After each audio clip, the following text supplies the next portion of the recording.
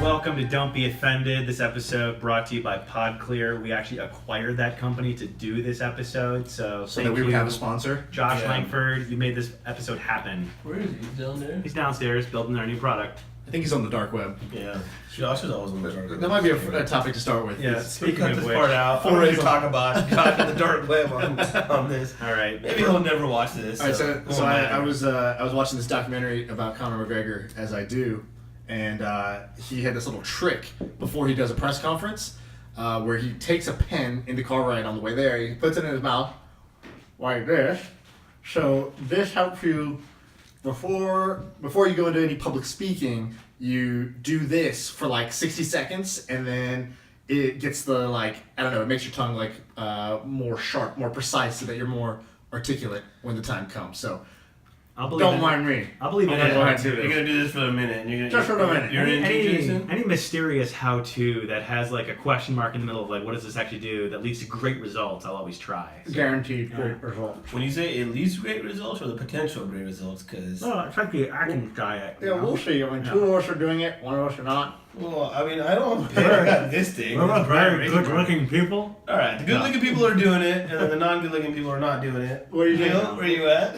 I'm not even on camera. It doesn't even matter. You think this will work? No. Do you think that does nothing?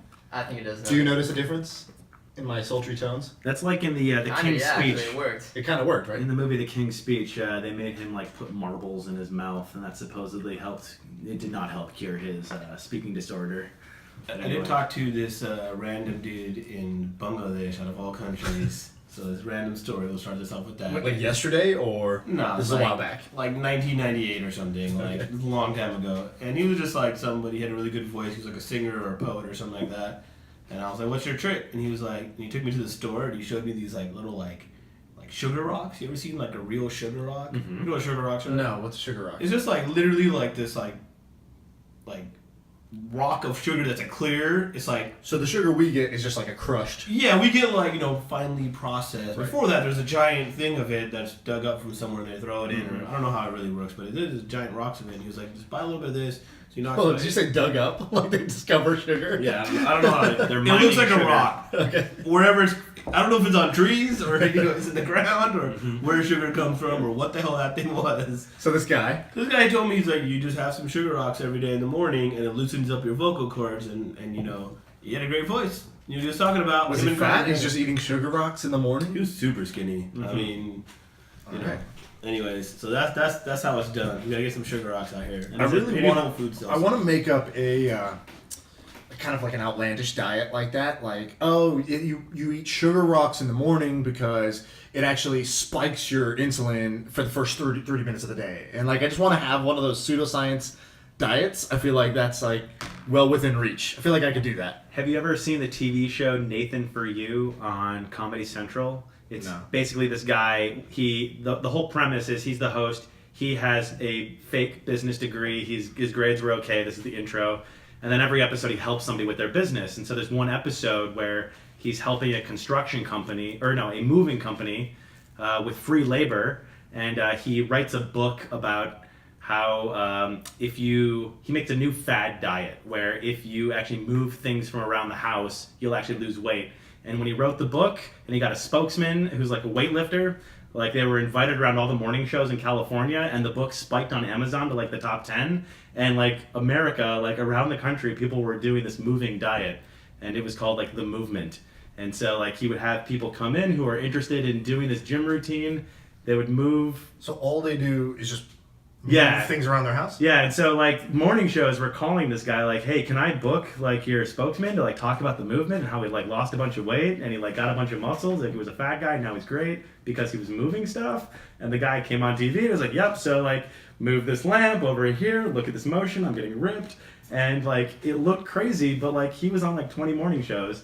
Google it, Nathan For You, The Movement. The fact that the Amazon book went to like the top charts like was crazy, and it all kind of happened within a few days. I feel like from personal experience, just being a #1 seller on Amazon is a little overrated. How many Amazon bestsellers have you met like in the last year? I think I've heard of at least 50, maybe 30. Like, I don't know, and just none of them really struck me as anyone special. I mean, the way they do it is.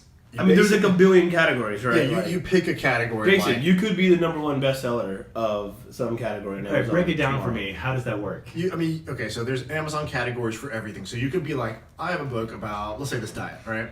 I have a book about health. So you don't just go in the health category. You go in like health and wellness, but not just health and wellness. Your health and wellness new releases ebook published only for Kindle. And that's its own category. And basically for the day, if you get like 10 friends to buy that book, you'll be the #1 in that really specific category. And then And now you got the badge. You get the badge, Oh, that's which not says Amazon bestseller. That's the title of #1 Amazon. Yeah, and then you just screenshot that, and then you like book speaking gigs. Look, all that's going to happen is there's probably 6 people out there that are going to be pissed off about this because they're the real bestsellers, and I don't know the difference between those 6 and the other 40,000. Yeah, if you're actually a bestseller at this point, Props to you. This is great. Like real, if you're a bestseller in health, but you're getting no credit from me, right? Like because I don't know. I've met too many bestseller air quote bestsellers that like I won't know a real one if I see it. Reminds me of when I was Time Person of the Year in 2006 when the person was you, and they just had a reflection on the front of the little metallic. That was such a a cop cop out. out. That's like when you forget it's like Mother's Day or something, and then you have to like make a card really quick. Mom, here's a book of coupons. Yeah. Free back rub. Oh, I'm gonna stop. You know what's the gift? The gift of motherhood. And thank you. Here I am. It's like you just have to. There's just a mirror inside your card. It's just for you. You're the star.